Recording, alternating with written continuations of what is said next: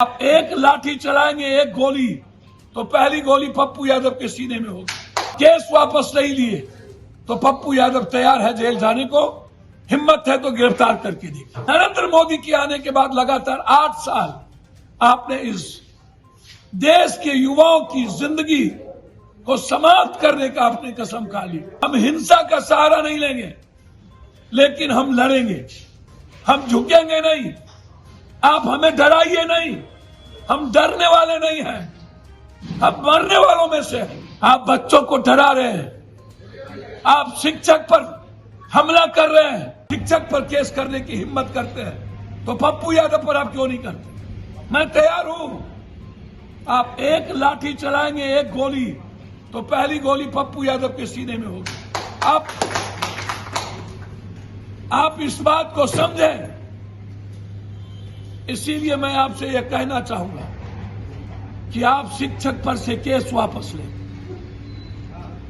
आप बच्चों के अधिकार को शांति प्रिय आवाज देने दें, और शिक्षक पर आपने केस करके गिरफ्तार करने की कोशिश की तो पहला व्यक्ति होगा पप्पू यादव सड़क पर उतरकर अपनी गिरफ्तारी भी देगा और आपके खिलाफ बगावत की तैयारी भी करेगा।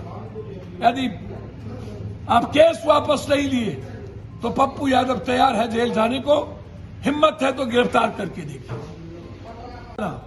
दूसरे तरफ कोई लाइन ऑफ एक्शन का ट्रस्ट नहीं, और तीसरे तरफ कोचिंग के शिक्षकों पर केस रात के 10 बजे।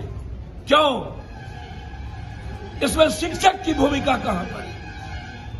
ये अलग बात है। कोचिंग संदिग्ध रहते हैं, coaching UPSC, BPSC, SSC coaching तय करता है ऊपर से, नीचे से नहीं।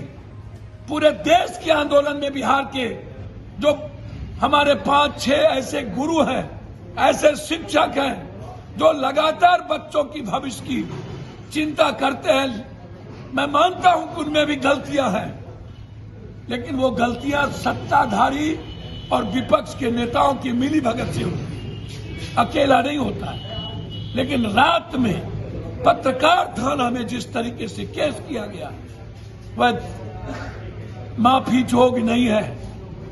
आप बच्चों को डरा रहे हैं, आप शिक्षक पर हमला कर रहे हैं, आप ज्ञान पे हमला कर रहे हैं, आप बौद्धिकता पर हमला कर रहे हैं, आप हमारे जीने के तरीके पर हमला कर रहे हैं।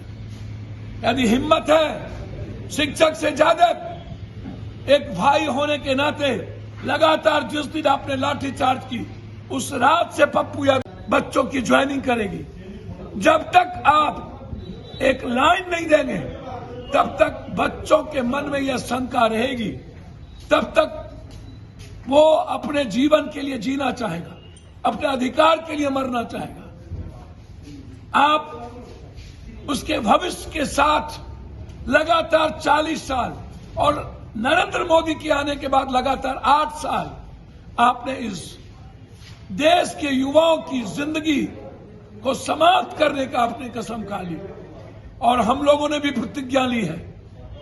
जब तक युवा और छात्रों की जिंदगी को समाप्त करने वालों को मिटा नहीं देंगे तब तक चैन से नहीं बैठेंगे। लड़ाई आर पार की होगी।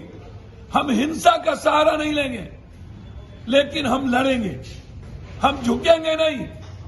आप हमें डराइए नहीं, हम डरने वाले नहीं हैं, हम मरने वालों में से हैं। ये लड़ाई स्वतः क्रांति का स्वरूप लिया है। युवाओं ने पहली बार जाति धर्म मजहब से निकलने की कोशिश की।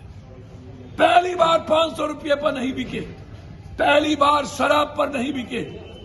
युवाओं को समझना होगा कि हमें धर्म मेरी आजादी को समाप्त करता है, जाति मेरे जीने के तरीके को समाप्त करता है। हमें युवा होना पड़ेगा, हमें अपने भविष्य की चिंता करनी होगी। उसके